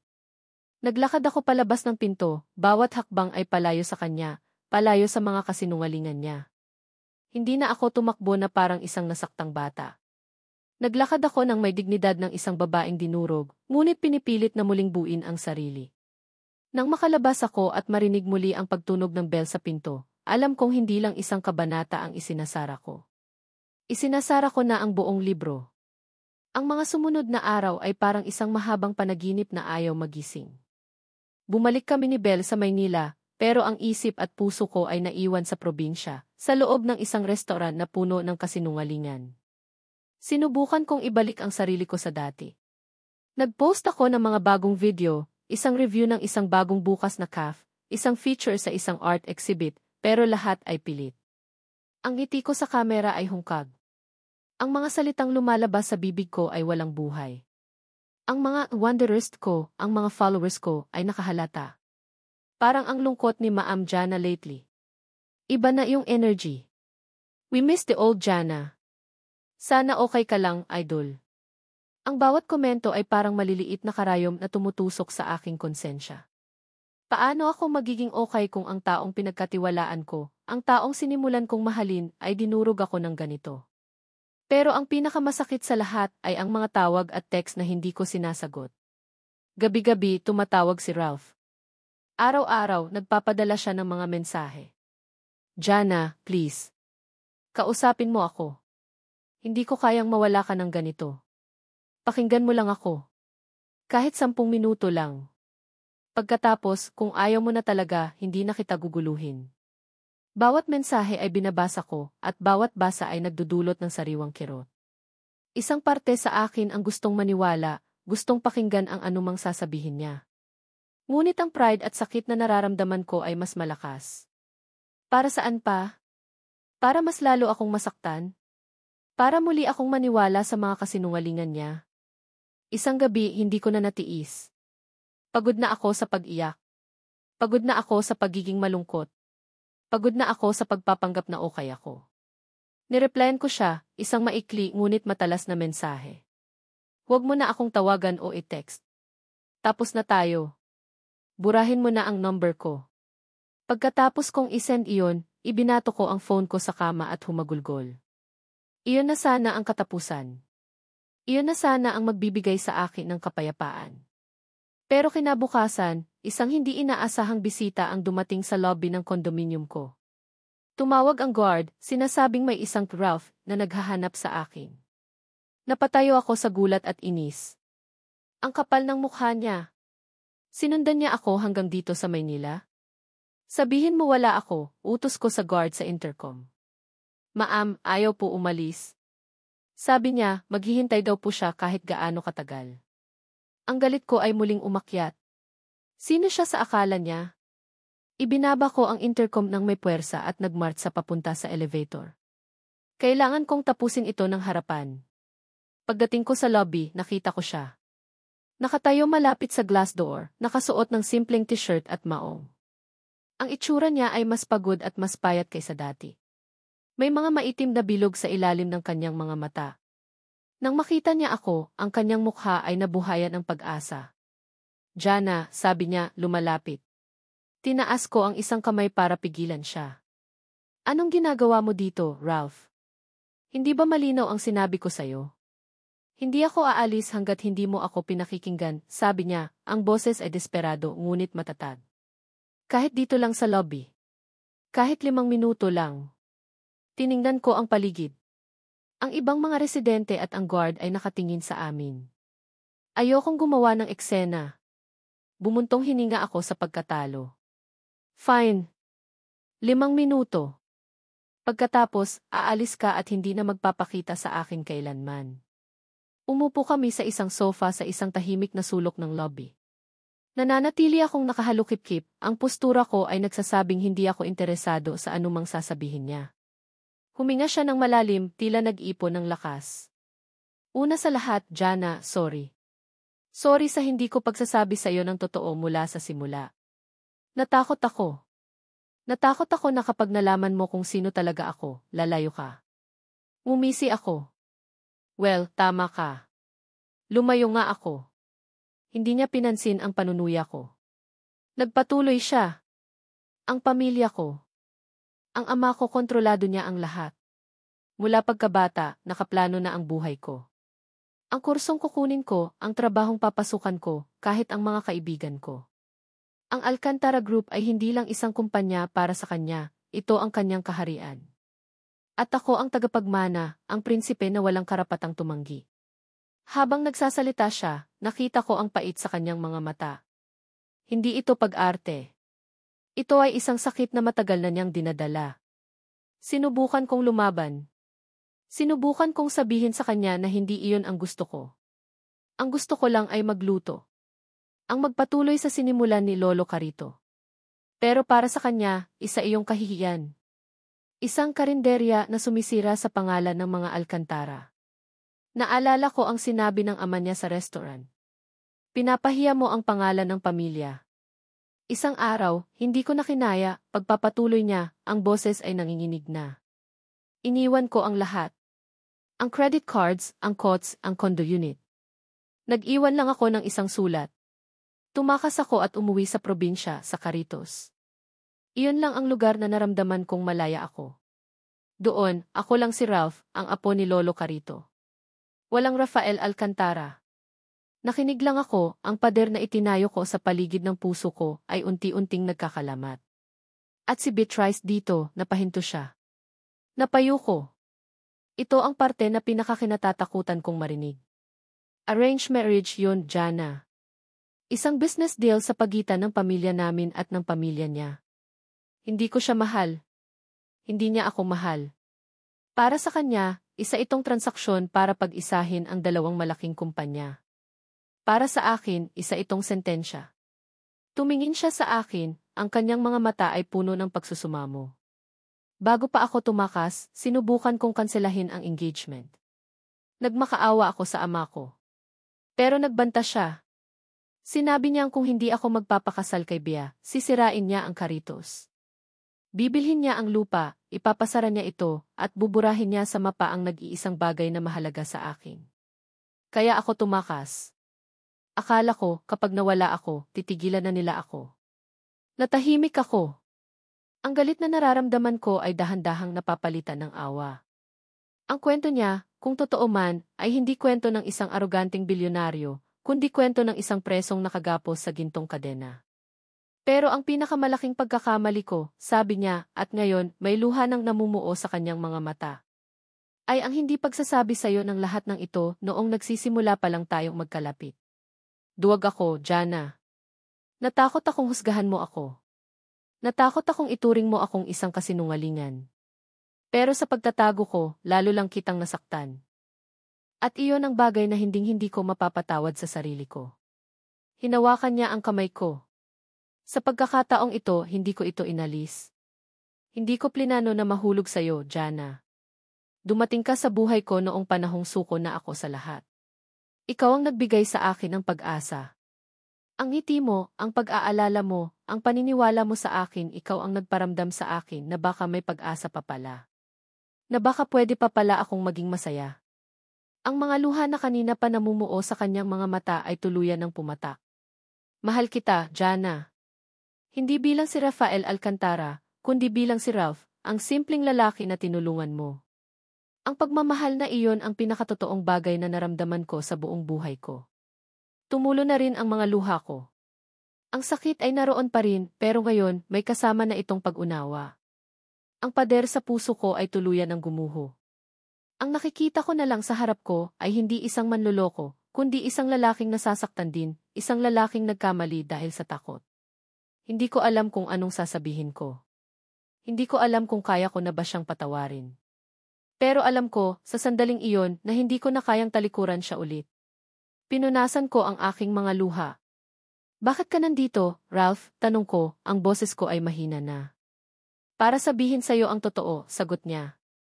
At para sabihin sa'yo na lalaban ako. Hindi na ako tatakbo. Kakausapin ko ang ama ko. Kakausapin ko si Beatrice. Aayusin ko ang gulong ito. Pero hindi ko kayang gawin yun kung wala ka. Kailangan ko ng inspirasyon, Jana. Kailangan ko ng dahilan para lumaban. At ikaw ang dahilan na iyon. Tinitigan ko siya. Ang lalaking akala ko ay isang malaking kasinungalingan ay nag-aalok ngayon sa akin ng isang masakit, ngunit totoong hinaharap. Isang hinaharap na puno ng laban at pagsubok. Hindi ko sinabing Hindi ko sinabing pinapatawad ko na siya. Pero hinigpitan ko ang hawak sa kanyang kamay. Umuwi ka muna sa probinsya, Ralph, sabi ko. Mag-isip muna tayo. Pareho tayong nasaktan. Kailangan natin ng panahon para maghilom. Nakita ko ang pag-asa sa kanyang mga mata. Tumango siya. Maghihintay ako, Jana. Kahit gaano katagal. Hihintayin kita. Tumayo siya, pinunasan ang kanyang mga luha, at sa huling pagkakataon, tinitigan niya ako. Pagkatapos, tumalikod siya at naglakad palabas ng lobby. Naiwan akong nakaupo doon, ang puso ko ay magulo pa rin pero hindi nagalit. Ang nararamdaman ko ngayon ay isang maliit na sinag ng pag-asa. Baka nga may pag-asa pa. Baka nga pwede pa. Baka ang pag-ibig na nagsimula sa isang kasinungalingan ay may pagkakataon pang maging totoo. Ang sinag ng pag-asa na naramdaman ko sa lobby ay naging isang maliit na kandila na sinisikap kong panatilihing nag-aapoy sa loob ng mga sumunod na linggo. Pinili kong manatili muna sa Maynila para bigyan ang sarili ko at si Ralph ng espasyo. Espasyo para mag-isip. Espasyo para maghilom. Nag-uusap kami sa telepono gabi-gabi. Ang mga pag-uusap namin ay hindi na tulad ng dati na puno ng kilig at tawanan. Naging mas malalim ang mga ito. Puno ng mga tanong, ng mga pag-amin at ng mga pangako. Ikinuwento niya ang bawat detalye ng buhay niya bilang isang alkantara. Ang pressure. Ang kalungkutan. Ang pakiramdam na isa kang produkto na kailangang ibenta, hindi isang taong may sariling pangarap. Ako naman, ikinuwento ko ang sarili kong mga insecurities, ang pakiramdam na kailangan kong laging patunayan ang sarili ko sa mundo ng social media, kung saan ang halaga mo ay sinusukat sa dami ng likes at views. Sa aming mga kahinaan, doon kami nakahanap ng bagong koneksyon. Isang koneksyon na mas matibay dahil ito ay nakaugat na sa katotohanan, gaano man ito kapait. Lalaban ako, Jana. Pangako, sabi niya isang gabi sa telepono. Para sa atin. At naniwala ako. Isang araw, nakatanggap ako ng isang text mula sa kanya. Nandito siya. 2 salita lang pero sapat na para manlamig ang buo kong katawan. Alam ko kung sino ang tinutukoy niya. Ang fiance. Si Beatrice. Sinubukan kong tawagan siya, pero hindi niya sinasagot. Ang utak ko ay napuno ng mga senaryo, isang marahas na komprontasyon, isang sigawan, isang tagpong sisira sa lahat ng sinimulan naming ayusin. Ang pag-aalala ay parang laso na kumakalat sa aking sistema. Hindi ko na kaya ang maghintay lang sa Maynila. Belle, ipack mo ang mga gamit natin. Babalik tayo sa probinsya, utos ko, ang boses ko ay nanginginig. Ma'am. Akala ko buddy. Hindi ko na kaya, Belle. Kailangan kong malaman kung anong nangyayari. Kailangan kong nandoon. Ang biyahe pabalik ay parang walang katapusan. Bawat minuto na lumilipas ay parang isang oras ng paghihirap. Pagdating namin sa maliit na bayan kung nasaan ang Karitos, dire-diretso ako sa restaurant. Mula sa labas, nakita ko ang isang pamilyar na itim na Mercedes-Benz na nakaparada sa tapat. Ang parehong sasakyan na nagdala ng ama ni Ralph noon. At sa pagkakataong ito, alam kong hindi na ang ama niya ang sakay nito. Huminga ako ng malalim bago pumasok. Ang eksenang bumungad sa akin ay mas masahol pa sa inaasahan ko. Sa gitna ng halos walang taong restaurant, nakatayo si Beatrice Villaroman. Sa personal, mas nakakasilaw ang kanyang ganda. Nakasuot siya ng isang simpleng puting bestida na mukhang mas mahal pa sa buong sasakyan ko. Ang kanyang buhok ay perpektong nakaayos, ang kanyang makeup ay walang kapintasan. Ang bawat kilos niya ay may dalang hangin ng kapangyarihan at pagmamay-ari. Nakatayo siya doon na para bang siya ang reyna at ang Karitos ay isa lamang sa kanyang mga hamak na nasasakupan. Sa harap niya, nakatayo si Ralph. Ang postura niya ay depensibo, ang kanyang mga kamay ay nakakuyom sa kanyang tagiliran. Rafael, stop this foolishness, sabi ni Beatrice, ang boses niya ay kalmado ngunit may talim na parang patalim. Our families are waiting. Our wedding is set. You are embarrassing me. You are embarrassing yourself. Hindi ako babalik, Bea, matigas na sagot ni Ralph. Sinabi ko na sayo. Tapos na tayo. Tumawa si Beatrice, isang tawang pilit at puno ng pang-iinsulto. Tapos na tayo? Rafael, darling, hindi tayo nagsimula para matapos. Ito ay isang kontrata. Isang kasunduan. At ang mga Alcantara at Villaroman ay hindi tumatalikod sa kasunduan. Doon niya ako napansin. Ang kanyang mga mata, na kasing talas ng isang agila, ay lumipat mula kay Ralph patungo sa akin. Sinuri niya ako mula ulo hanggang paa. Nakita ko ang pagtaas ng isang sulok ng kanyang labi, isang maliit na ngisi ng paghamak. Ah, sabi niya, na para bang isang piraso ng puzzle ang biglang nabuo. So, this is her. The little vlogger. The charity case. Naramdaman ko ang pag-init ng aking pisngi. Ang mga salita niya ay tumama sa akin na parang sampal. Huwag mo siyang idamay dito, Bea, banta ni Ralph. Humakbang siya para bahagyang harangan ako mula sa tingin ni Beatrice. Bakit hindi? Tanong ni Beatrice, lumalakad papalapit sa akin. Huminto siya sa mismong harapan ko, ang kanyang mamahaling pabango ay sumasalakay sa aking ilong. Mas matangkad siya sa akin. Tiningnan niya ako pababa, na para bang ako ay isang insekto na maaari niyang durugin anumang oras. Ikaw ang dahilan ng lahat ng ito, hindi ba? Ikaw ang nagbigay sa kanya ng ilusyon na pwede siyang tumakas sa kanyang responsibilidad. Ikaw ang nagparamdam sa kanya na pwede siyang maging isang ordinaryong tao. Ang pagiging ordinaryo ay hindi isang kasalanan, mahina kong sagot, sinisikap na panatilihing matatag ang aking boses. Muli siyang tumawa. Si dear, para sa mga taong tulad namin, ang pagiging ordinaryo ay isang kabiguan. Isang kamatayan. Si Rafael ay ipinanganak para mamuno, hindi para magprito ng isda sa isang probinsyang walang kinabukasan. Tumingin siya sa paligid ng restaurant na may pagkasuklam. Itong lugar. Ito ang pinili niya kaysa sa isang imperyo. At ikaw, muli siyang tumingin sa akin. Ikaw ang pinili niya kaysa sa akin. Ang tanong ay retorikal, pero puno ito ng lason. Ang layunin niya ay hindi para makakuha ng sagot. Ang layunin niya ay para ipamukha sa akin na isa akong hamak na pagpipilian, isang pagkakamali. Naramdaman ko ang pag-usbong ng selos at insecurity sa loob ko. Paano ako lalaban sa isang tulad niya? Siya ang lahat ng hindi ako, mayaman, makapangyarihan at bahagi ng mundo ni Ralph. Sagot ni Ralph mula sa likuran ko. Ang sagot niya ay simple, ngunit puno ng bigat at katotohanan.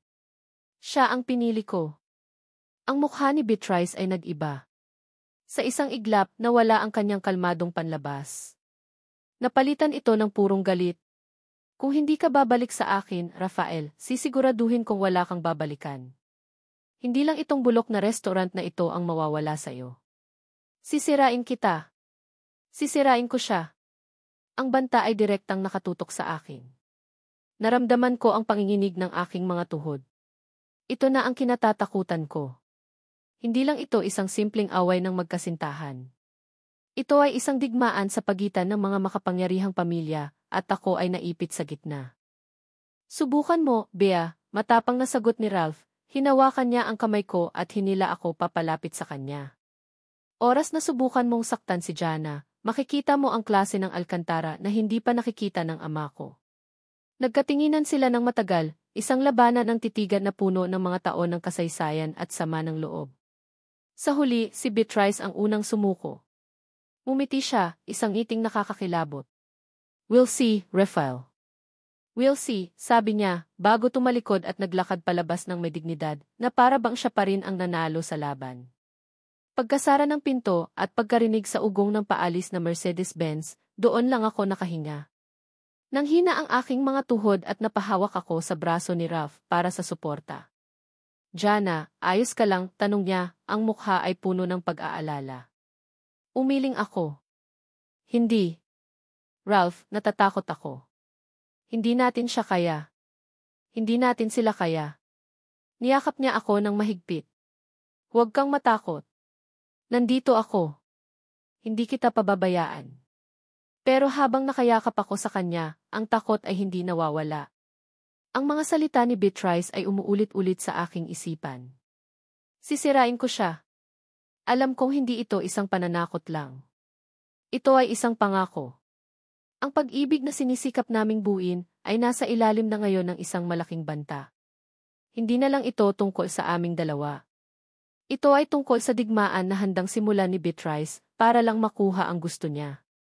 At sa digmaang ito, hindi ko alam kung sino ang mananalo at kung ano ang matitira sa amin kapag natapos na ang lahat. Nagtago ako sa Carritos Grill ng ilang araw, takot lumabas. Bawat sasakyang dumadaan, bawat hindi pamilyar na mukha, ay nagdudulot ng kaba sa aking dibdib. Sinabi sa akin ni Ralph na huwag mag-alala na kaya niyang hawakan ang sitwasyon. Ngunit ang mga tawag mula sa kanyang ama at ang mga pananakot mula sa mga abogado ng mga Villaroman ay hindi tumitigil.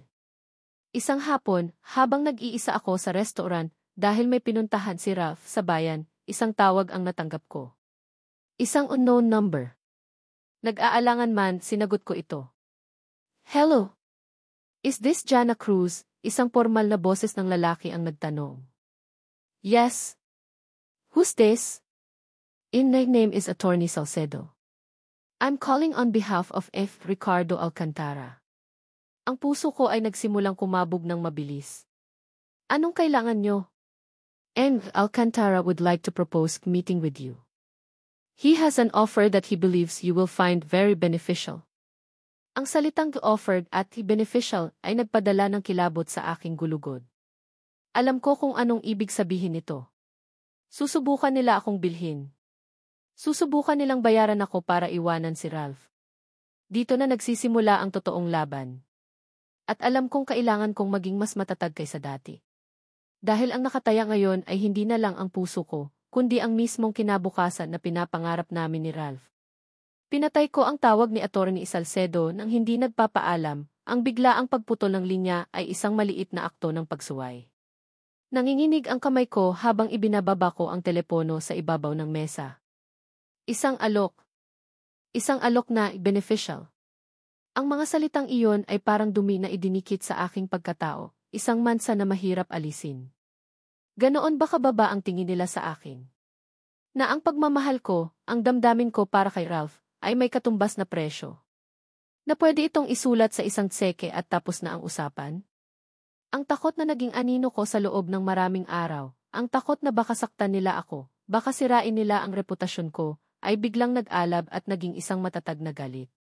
Hindi ito ang galit na nakakasira na naramdaman ko noong una kong nalaman ang katotohanan. Ito ay ibang klase. Isang galit na nagbibigay lakas, isang apoy na nagpapatigas sa aking gulugod. Pagod na akong maging biktima sa kwento ng iba. Pagod na akong magtago sa mga sulok, naghihintay sa susunod na dago. Kung gusto nila ng laban, kung gusto nilang subukan ang tatag ko, ibibigay ko sa kanila. Ngunit lalaban ako sa sarili kong paraan. Nang bumalik si Ralph mula sa bayan, bit-bit ang ilang supot ng mga sariwang sangkap para sa restaurant, sinalubong ko siya ng may bagong determinasyon sa aking mga mata. Ang pag-aalala sa kanyang mukha ay agad na lumitaw nang makita niya ang tensyon sa aking tindig. May problema ba, Jana? Tanong niya, ibinababa ang mga dala-dala. Tumawag ang abogado ng ama mo, sabi ko sa kanya, walang paligoy-ligoy.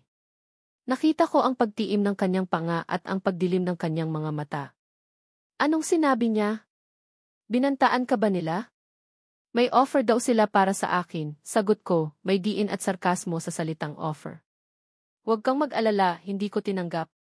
Pero, Ralph, hindi na pwedeng ganito. Anong ibig mong sabihin, Jana? Tanong niya, lumalapit, ang mga mata ay naghahanap ng sagot sa akin. Hindi na ako pwedeng magtago lang dito habang ikaw ang sumasalo ng lahat ng bala, sabi ko, ang boses ko ay matatag. Partner tayo dito, di ba? Kung may digmaan, dapat sabay tayong nasa frontline. Pagod na akong maging damsel in distress. Tumingin ako sa mga mata niya, hinayaan siyang makita ang apoy na nagsisimulang mag-alab sa loob ko. Ayoko nang matakot. Gusto kong harapin sila. Pero bago ko gawin iyon, may kailangan muna akong harapin. Ano iyon? Ang sarili ko, sagot ko, halos pabulong. Ang mga takot ko. Ang mga multo ng nakaraan ko na nagpapahina sa akin. Kinabukasan, bago pa man sumikat ang araw, gumawa ako ng isang desisyon. Sa unang pagkakataon sa loob ng maraming linggo, kinuha ko mula sa bag ang aking vlogging camera. Umupo ako sa paborito naming mesa sa Caritos, kung saan una kaming nag-usap ng totoo. Ang umaga ay tahimik pa, at ang malambot na sikat ng araw ay dahan-dahang pumapasok sa mga salaming bintana. Walang magarbong ilaw. Walang script. Ako lang, ang kamera, at ang katotohanang kailangan kong ilabas. Si Ralph ay nasa kusina, naghahanda para sa araw, pero alam kong nakikinig siya. Nararamdaman ko ang suporta niya kahit hindi ko siya nakikita. Huminga ako ng malalim, pinakalma ang kumakabog kong dibdib, bago pinindot ang record button. Hi, Wanderers, panimula ko, ang boses ko ay mahina ngunit malinaw. Hindi ito ang karaniwan kong masiglang bati. Ito ay mas seryoso, mas personal. Matagal din akong nawala. At alam kong marami sa inyo ang nagtataka kung bakit. Siguro, this is long overdue. Oras na para maging totoo ako sa inyo at sa sarili ko.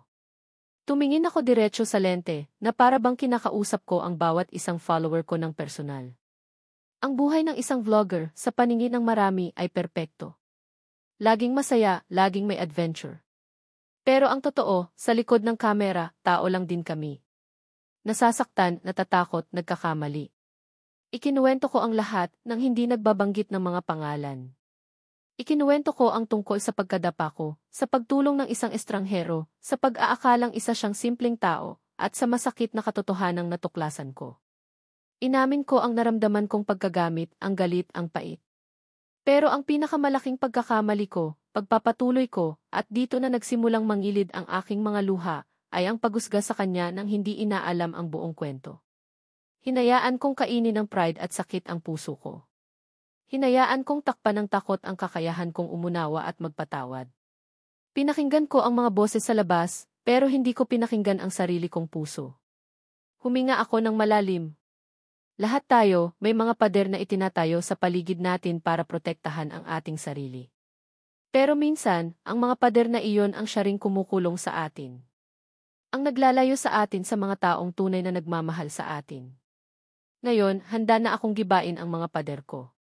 Tinapos ko ang video na may isang simpleng mensahe ng pag-asa. Hindi ko alam kung anong mangyayari bukas. Hindi ko alam kung magiging madali ang laban. Pero isa lang ang sigurado ko, hindi na ako tatakbo. Haharapin ko ang buhay, kasama ang taong mahal ko, ng buong tapang at katotohanan. Pagkatapos kong i-upload ang video, pakiramdam ko ay may isang malaking tinik na nabunot sa aking dibdib. Isang bigat na matagal ko nang pinapasan ang biglang nawala. Hindi ko in-expect na mag-viral ito, pero nag-viral ito sa paraang hindi ko inaasahan. Ang mga komento ay hindi na tungkol sa chismis, kundi tungkol sa pagiging totoo, sa pagpapatawad, at sa katapangan. Sa unang pagkakataon, naramdaman kong ang pagiging vulnerable ay hindi kahinaan, kundi kalakasan. Ilang sandali pa, lumabas si Ralph mula sa kusina, ay hawak na 2 tasa ng kape.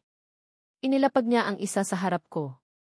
Ang mga mata niya ay mamasa-masa, pero puno ng paghanga at pagmamahal. "I'm so proud of you, Jana," sabi niya, ang boses ay sincero. Hindi niya sinabing salamat. Sinabi niyang proud siya sa akin. At iyon ang mas mahalaga. Umiti ako, isang totoong ngiti. Tapos na ang pagtatago, Ralph. Oras na para lumabas. Nang hapong iyon, isinara niya ang restaurant ng mas maaga. "Halika, mamasyal tayo," sabi niya.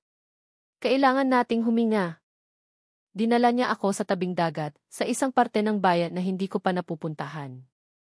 Naglakad kami ng magkahawak kamay sa buhanginan, ang tunog lang ng alon at ang sigaw ng mga ibon ang aming kasama. Ang hangin ay malinis at amoy alat, isang malaking kaibahan sa tensyon na bumalot sa amin nitong mga nakaraang linggo. Umupo kami sa isang malaking driftwood na inanod sa pampang, pinapanood ang dahan-dahang paglubog ng araw. Ang langit ay nag-aapoy sa kulay kahel, rosas, at lila. Sa unang pagkakataon sa loob ng mahabang panahon, naramdaman ko ang kapayapaan. "Naaalala mo noong una tayong magkita?" Bigla niyang tanong, ang tingin ay nasa malayo. Sa gitna ng ulan at basag na salamin. Tumango ako. Paano ko makakalimutan yun? "Ikaw ang sige, Narhel na may gusgusing damit." Ngumiti siya. Noong araw na iyon, Jana, suwito ang pagpapatuloy. Nang hapong iyon, isinara niya ang restaurant ng mas maaga. "Halika, mamasyal tayo," sabi niya. Kuna ako. Ang pagtakas ko, akala ko solusyon. Pero isa lang iyong pagpapaliban. No, kailangan nating huminga. Dinala niya ako sa tabing dagat, sa isang parte ng bayan na hindi ko pa napupuntahan. Naglakad kami ng magkahawak kamay sa buhanginan nung nakita kita, noong tinulungan kita, parang may nagbago. Para akong ang tunog lang ng alon at ang sigaw ng mga ibon ang aming kasama. Ang hangigyan ng bagong purpose. Hindi lang para iligtas ka mula sa sasakyan, kundi para ilin ay malinis at amoy alat, isang malaking kaibahan sa tensyon na bumabalot sa aminigtas din ang sarili ko. Tumingin siya sa akin, ang kanyang mga mata ay sumasalamin sa nagbabagong kulay ng langit. "Ikaw ang naging pag-asa ko, Jana." Noong mga nitong mga nakaraang araw, umupo kami sa isang malaking driftwood na inanod sa pampang. Pinpanahong pakiramdam ko ay nag-iisa ako laban sa buong mundo. Ikaw ang nagparamapanood ang dahan-dahang paglubog ng araw. Ang langit ay nagmistulang isang obra, pindam sa akin na may kakampi ako. Hinawakan ko ang kanyang pisngi, ang balbas niya ay bahinturahan ng kulay kahel, rosas, at lila. Sa katahimikan ng sandaling iyon, nagyang magaspang sa aking palad. Hindi ka na nag-iisa, Ralph. Hindi nga ramdaman ko ang kapayapaan na matagal ko nang hindi nararamdaman. Noong bata ako, hindi na. Sa paglubog ng araw, sa harap ng walang katapusang karagatan, isang dito ako dinala ni Lolo kapag may problema ako. Pagbasag ni Ralph sa katahimikan, bagong pangako ang nabuo sa pagitan namin. Hindi ito sinabi, ngunit ito ay naramdaman. Ang tingin ay nasa malayo. Sabi niya, tingnan mo ang dagat, Phil, isang pangakong haharapin namin ang lahat ng magkasama. Ang mga takot, ang mga gihi, kahit gaano kalakas ang mga alon na humahampas sa dalampasigan, ang buanta, ang mayayamang pamilya. Lahat. Ang simpleng date na iyon, ang paglalakad hangin, nananatili dyan. Minsan, nababawasan, minsan nadadagdagan, pero hindi sa dalampasigan, ang panonood ng sunset, ay mas makabuluhan kaysa sa kahit anong mag-ito nawawala. Ganyan dapat tayo katatag. Tumingin siya sa akin, ang huling sinarbong dinner sa isang 5-star restaurant. Ito ay totoo. Ito ay kami. Walang pagkukunwari, ng araw ay tumatama sa kanyang mukha, nagbibigay kislap sa kanyang mga mata. Ikaw ang dagat ko, Jana. Ikaw ang nagbibigay sa akin ng lakas. Pero ayokong maging. Pagbalik namin sa Karitos, ang gabi ay malalim na. Ngunit sa halip na buhangin ka na lang na tumatanggap ng hampas. Gusto kong maging alon din tayo, pumasok, nanatili kami sa labas, nakatingin sa kupas na signage ng restaurant. Sabay na haharap sa anumang pampang.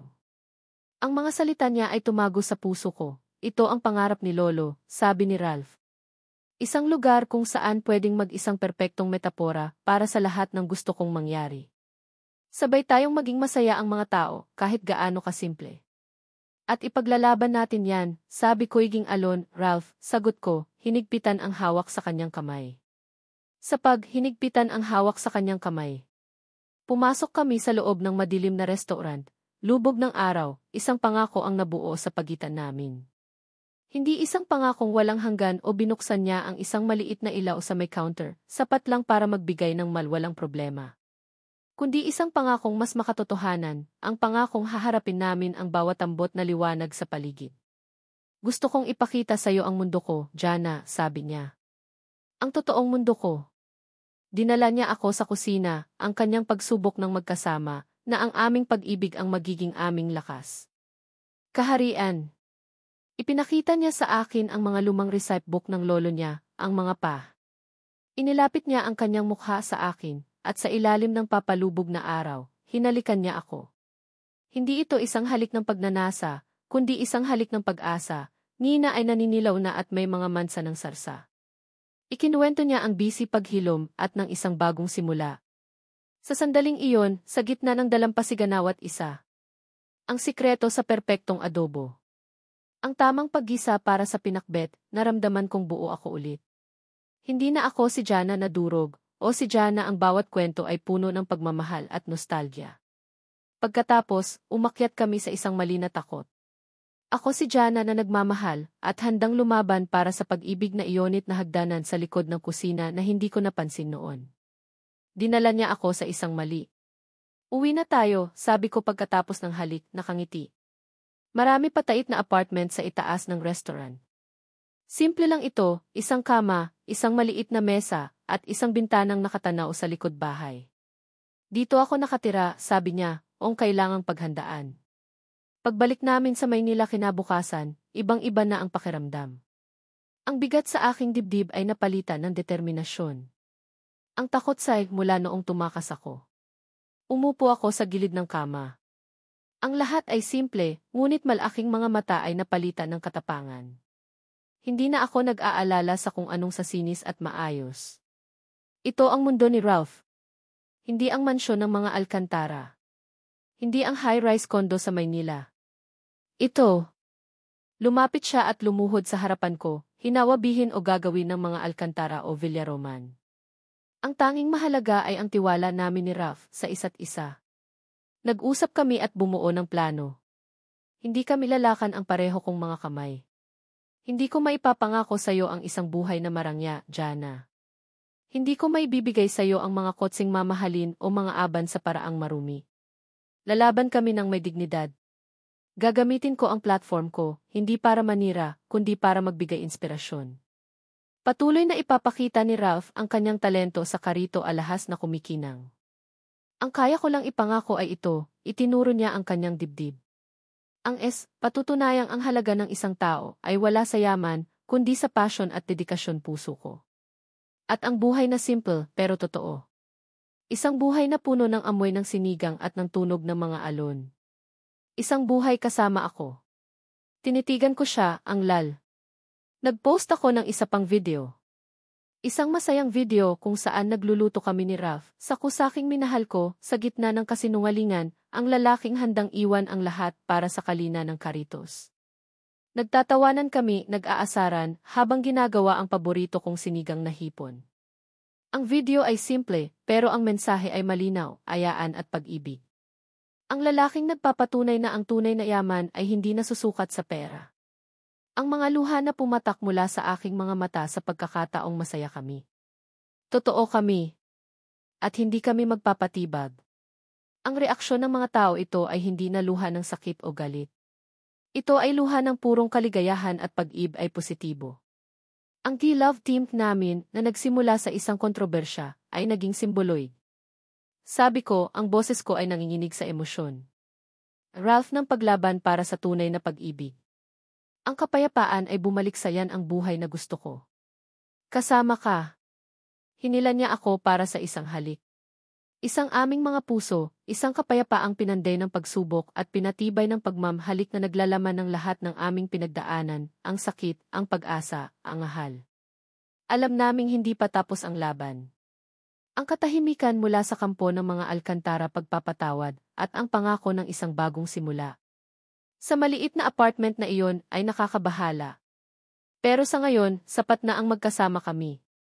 Sapat na ang alam sa itaas ng isang lumang restaurant, sa isang tahimik na probinsya, nahanap ko ang akanaming sa bawat paggising sa umaga, may isang taong handang humawak sa kamay mo at sabing tahanan. Nahanap namin ang isa't isa. Alam naming hindi pa tapos ang laban. Ang anino ni na Don Ricardo at Beatrice ay nariyan pa rin. Pero sa gabing iyon, hindi ihing kaya natin to. Ang pag-asa ay muling sumibol, mas iyon mahalaga. Ang mahalaga ay magkasama na kami. At sa pagkakataong ito, handa na kami atag at mas maliwanag kaysa dati. At sa pagkakataong ito, handa kaming diligan ito sa anumang darating. Dahil ang pag-ibig na binuo mula sa wasak na piraso ay mas araw-araw, hanggang sa ito'y lumago at mamunga, anuman ang bagyong dumating. Lumipas ang isang taon. Isang taon na puno ng maliliit na laban at malalaking tagumpay. Ang katahimikan mula sa mga Alcantara at Villaroman ay hindi nagtagal. Sinubukan nilang lahat. Mga legal na kaso tungkol sa pagmamay-ari ng lupa ng Carritos. Mga anonymous na food blogger na biglang nag-post ng mga negatibong review. Mga health inspector na biglang sumusulpot ng walang abiso. Bawat isa ay isang pagsubok, isang pagtatangkang sirain kami. Ngunit sa bawat pagsubok, lalo kaming tumatatag. Ang bawat kasong isinampa nila ay nilabanan ni Ralph, hindi na bilang isang takot na tagapagmana, kundi bilang isang may-aring ipinaglalaban ang legacy ng kanyang lolo. Ang bawat negatibong review ay sinasagot ng daan-daang positibong komento mula sa aming mga wanderers at mga tapat na customer na bumabalik-balik. Ang bawat pagbisita ng health inspector ay nauwi sa papuri dahil sa kalinisan at kaayusan ng kusina ni Ralph. Ang mga pag-atake nila, sa halip na magpabagsak sa amin, ay lalo pang nagpasikat sa Carritos Grill. Naging simbolo ito ng David versus Goliath, isang maliit na negosyo na tumatayo laban sa mga dambuhalang korporasyon.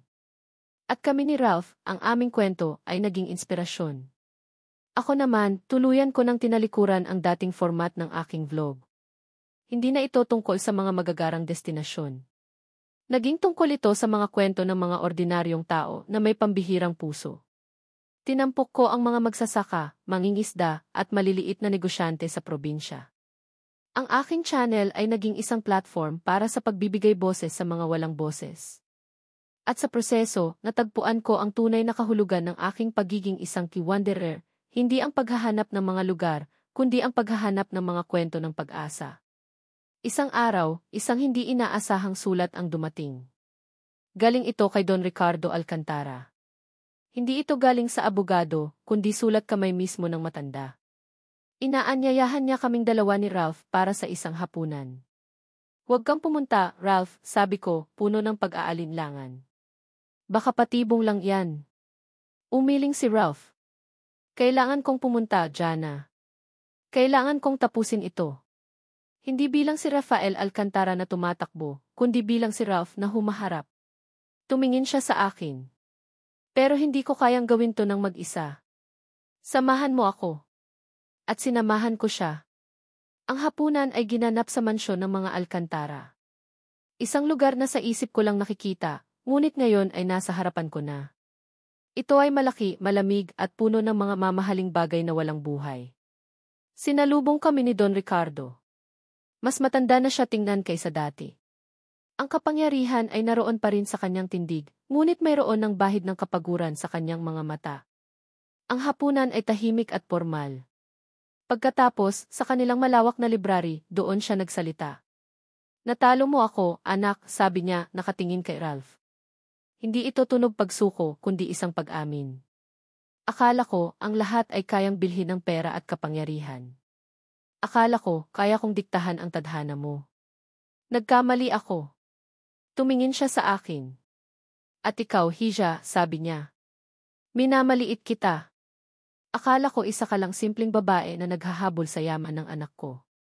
Pero ipinakita mo na ang pag-ibig ay mas makapangyarihan kaysa sa anumang kayamanan." Inilapag niya sa mesa ang isang folder. "Ibinabalik ko na sa iyo ang titulo ng lupa ng Caritos. At kinansela ko na ang kasunduan sa mga Villaroman. Malaya ka na, Ralph."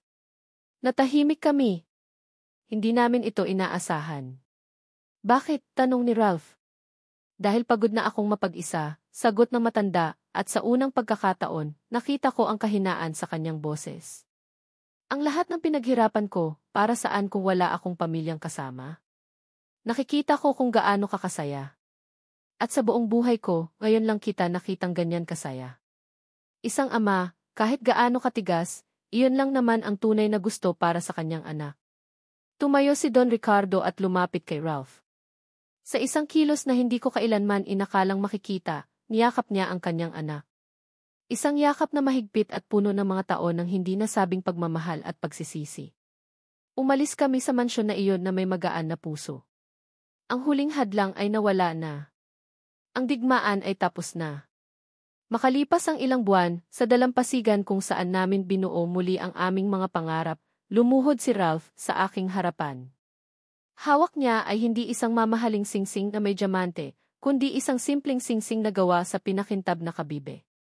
"Jana Cruz," sabi niya, ang boses ay nanginginig sa emosyon. "Ikaw ang naging aksidente na nagligtas sa buhay ko. Ikaw ang naging bagyo na naglinis sa magulo kong mundo. Ikaw ang naging tahanan ko. Will you marry me?" Umiiyak akong sumagot ng T, habang isinusuot niya sa aking daliri ang singsing, ang pinakamagandang singsing sa buong mundo. Ang aming kasal ay hindi ginanap sa isang granding katedral o sa isang mamahaling hotel. Ginanap ito sa likod bahay ng Caritos Grill, sa ilalim ng mga puno at mga nakasabit na ilaw. Ang mga bisita ay ang aming mga pamilya, mga malalapit na kaibigan, si Belle, ang mga tapat na staff ng restaurant, at ang mga magsasaka at mangingisda na naging bahagi ng aming mga kwento. Dumating si Don Ricardo, hindi bilang isang business tycoon, kundi bilang isang simpleng ama na masayang-masaya para sa kanyang anak. Suot ko ay isang simpleng puting bestida. Si Ralph ay nakasuot ng puting barong. Habang naglalakad ako papalapit sa kanya, sa saliw ng isang malumanay na gitara, nakita ko ang buong paglalakbay namin sa kanyang mga mata. Ang sakit, ang takot, ang galit, ang pag-asa, at sa huli, ang wagas na pag-ibig. "Mahal kita, asawa ko," bulong niya nang magkaharap na kami. "Mahal na mahal kita, asawa ko," sagot ko. Pagkatapos ng seremonya, ang reception ay isang masayang salu-salo. Isang fiesta. Ang pagkain, syempre, ay nilutong lahat ni Ralph at ng kanyang team. May lechon, sinigang, crispy pata, at lahat ng paborito naming pagkain. May kantahan, sayawan, at walang katapusang tawanan. Habang pinapanood ko ang lahat, si Ralph na masayang nakikipag-usap sa mga bisita, si Don Ricardo na nakikipagkwentuhan kay Belle, ang mga ngiti at halakhak ng mga taong mahal namin, naramdaman ko ang isang matinding pasasalamat. Lumapit sa akin si Ralph at niyakap ako mula sa likuran, ipinatong ang kanyang baba sa aking balikat. Masaya ka ba, Jim Rec Alcantara? Tanong niya, ang hininga ay mainit sa aking leg. Humarap ako sa kanya at hinawakan ang kanyang mukha. Sobrang saya. Higit pa sa pinangarap ko. Hindi na mahalaga kung ako si Jana Cruz Alcantara, ang asawa ng tagapagmana ng isang imperyo. Dahil sa puso ko at sa puso niya, ako si Jana at siya si Ralph. Kami ang mag-asawang nagpapatakbo ng isang maliit na restaurant na puno ng pagmamahal. Ang aming kwento ay nagsimula sa isang aksidente, sa isang kasinungalingan, sa isang basag na mundo. Ngunit mula sa mga pirasong iyon, sa tulong ng pag-unawa, pagpapatawad, at pag-ibig na hindi sumusuko, nakabuo kami ng isang buhay na mas maganda, mas totoo, at mas makabuluhan. Sa ilalim ng mga bituin sa isang tahimik na probinsya, sa gitna ng aming munting paraiso, nagsimula ang aming walang hanggan. Sa aking mga minamahal na mambabasa, kung paanong may katapusan ang bawat kalsadang tinatahak, at may paglubog sa bawat dapit hapon, dumating na rin tayo sa dulo ng paglalakbay ni Jana at Ralph. At sa pagkakataong ito, nais kong huminto sandali, huminga ng malalim, at mag-alay sa inyo ng isang taos pusong pasasalamat. Maraming salamat. Salamat sa bawat minuto at segundong inilaan ninyo para subaybayan ang kanilang kwento. Salamat sa inyong pananabik sa bawat bagong kabanata, sa inyong mga luha nang sila'y nasaktan, sa inyong kilig nang sila'y nagmahalan, at sa inyong pag-asa nang sila'y muling bumangon. Hindi ninyo lang binasa ang isang kwento, naging bahagi kayo nito. Naging kakampi, naging karamay. At para doon, ako'y habang buhay na magpapasalamat. Habang isinusulat ko ang kwentong ito, para na rin akong naglakbay kasama sina Jana at Ralph. Naramdaman ko ang sakit ng pag-aalinlangan ni Jana, ang bigat ng mga lihim ni Ralph. May mga gabing napapangiti ako habang tinatype ang kanilang mga biruan sa kusina ng Caritos, at may mga umaga namang mabigat ang puso ko dahil sa mga pagsubok na kanilang hinaharap.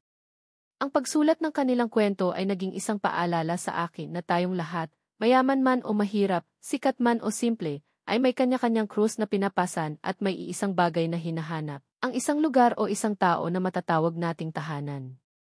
Higit sa lahat, ang kwento ni Jana at Ralph ay isang kwento tungkol sa pag-ibig sa iba't ibang anyo nito. Ito ay tungkol sa pag-ibig na nagpapatawad, ang pag-ibig na kayang tingnan ang isang tao, nang higit pa sa kanyang mga pagkakamali at sa bigat ng kanyang nakaraan. Ito ay tungkol sa pag-ibig na nagbibigay lakas, ang pag-ibig na nagtutulak sa ating harapin ang ating mga takot at ipaglaban ang tama. At higit sa lahat, ito ay tungkol sa pag-ibig na simple at totoo, isang pag-ibig na hindi nasusukat sa pera o katanyagan, kundi sa init ng sinigang na sabay ninyong hinihigop at sa kapayapaang nararamdaman kapag magkahawak ang inyong mga kamay habang pinapanood ang paglubog ng araw.